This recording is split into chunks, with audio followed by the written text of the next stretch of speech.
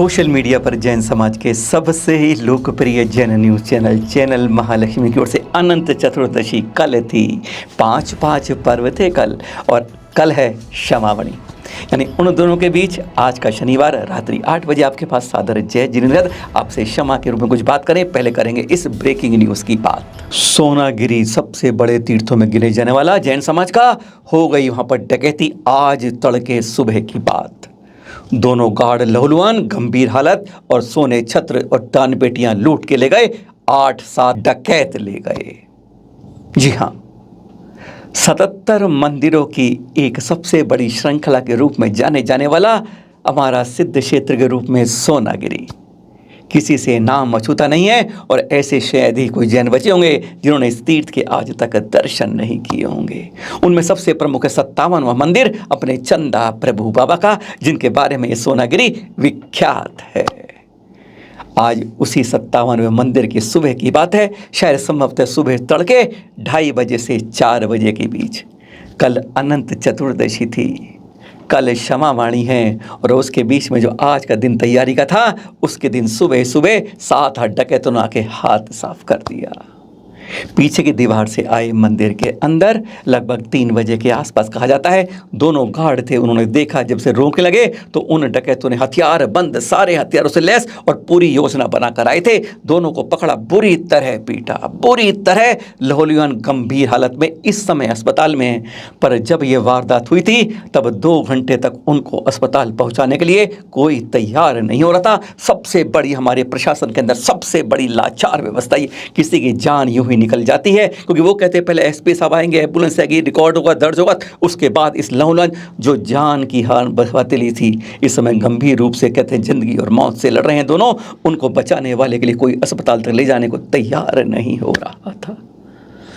दान पेटियां जो कहते हैं ना, अनंत चतुर्दशी सबसे बड़ा दान का दिन माना जाता है, जिस दिन लोग आगे पूरा जितना मन में भाव होता है दान करते हैं।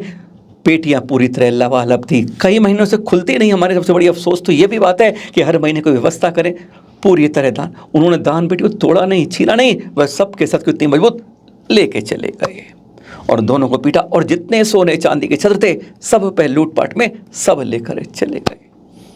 क्या हो रही है हमारी व्यवस्थाएं, क्या है हमारी? नए नए तीर्थ बनाते हैं, हर तीर्थ बनाते हैं, सुरक्षा जहाँ पर हम नहीं कर पाते हैं। सबसे बड़ी इंपॉर्टेंट चीज़ जरूरी है, अरे किसी को बनाना आसान होता है पर उसको पाल कर बड़ा करना, सुरक्षित रखना सबसे कठिन कार्य होता है। जहाँ पर हम जैन समाज बिल्कुल जीरो हो रहा है, जगह जगह की सूचनाएं हमें इसी तरह की आती हैं। क्या कर पाते हैं हम अपने तीर्थों पर? इतने बड़े तीर्थों पर अगर चोरी हो जाती है, शिखर पर यानी पहाड़ियों पर जाके क्षेत्र किस तरीके से होगा, और पूरी योजना लगती है कि जैसे पहले वो सारा होमवर्क कर चुके थे। 2 घायल लड़ रहे हैं, सब लाखों की चोरी हो गई, डकैती पड़ गई, पर समाज के अंदर कुछ फर्क नहीं पड़ पाता। रोष है समाज में, पूरा रोष है, पूरी चिंता है, लेकिन पर कहते हैं एक घटना होती है, 2 दिन पर फाइल बंद होती है, फिर अगली घटना की हम इंतजार करते हैं। सीसीटीवी कैमरे हमारे चलते नहीं हैं, कोई हमें पता नहीं चलता है, पुलिस की व्यवस्था हमारी तरफ ध्यान नहीं दे पाती है, क्योंकि हमारे समाज से कोई 100-250-3 लोगों का जुलूस बन के इकट्ठा होकर मन कुछ करे नहीं, कुछ नहीं होता है। पूछते हैं, अब 4 दिन पहले डकैती हुई थी, तो 1 हफ्ते पहले की कहानी भी है, ऐसी सिलसिलेवार लगती रहती है। पूरे साल के अंदर 50-60 ऐसी घटनाएं तो अब आम तौर पर दिखती जाती हैं। सोने चांदी का कितना हम प्रदर्शन करते हैं, और यह प्रदर्शन दर्शन में कम और प्रदर्शन से लोगों की नज़रों में और चौड़ में खूब आता है।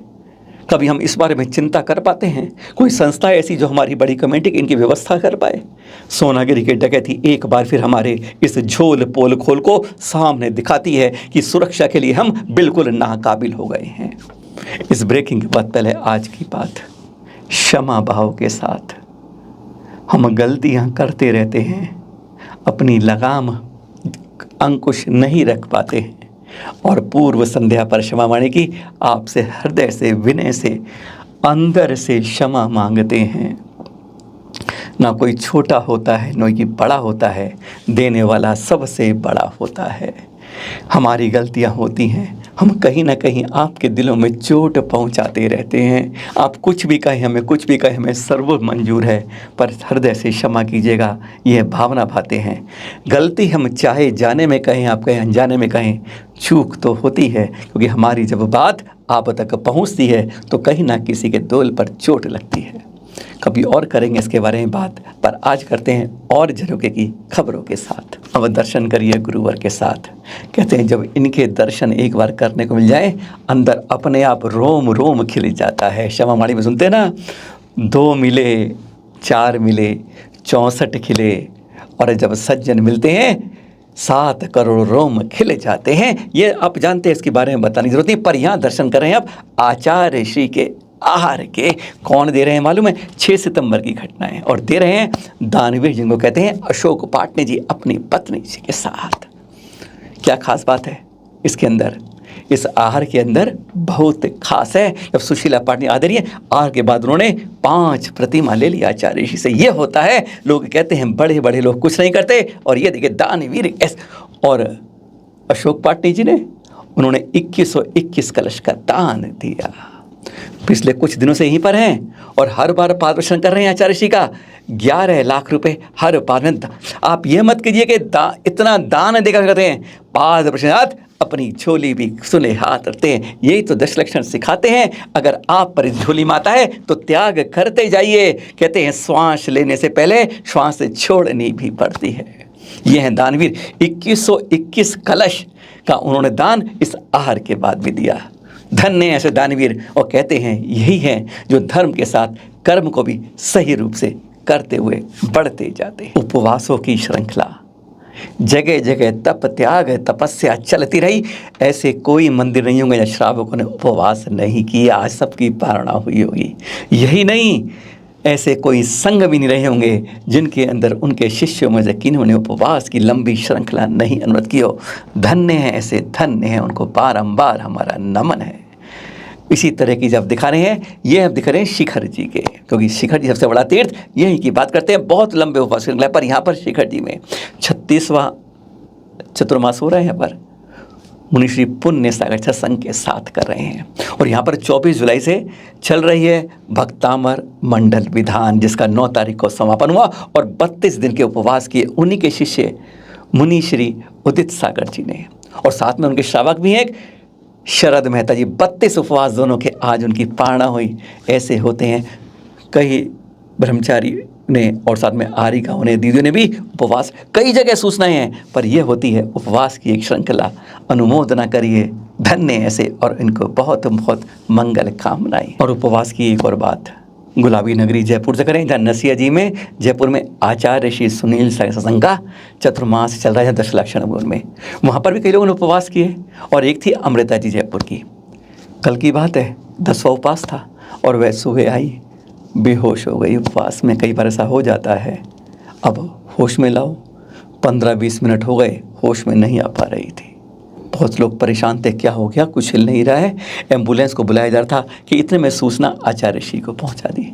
आचार्य श्री आए, देखा 1 सेकंड, कुछ सेकंड देखा, पिच्छी दीस रखी और चंद बूंद कमंड से निकाल कर डाली, वह उठ खड़ी हुई।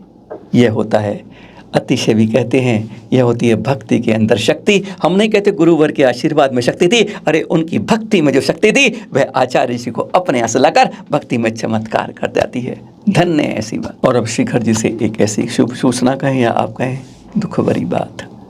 गणनी आरिका शुभमती माता जी का चल रहा है यहाँ चतुर्मास, और यहाँ पर परसों की बात है 8 सितंबर को उनकी शिष्या शुल्लिका सुभवमती माता जी का समाधि मरण हो गया।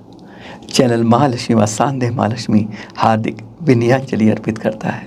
फिर मिलेंगे आपके साथ नई खबरों के साथ। सादर जय जिनेंद्र। क्षमा भाव सबसे, सबसे क्षमा, सबको क्षमा।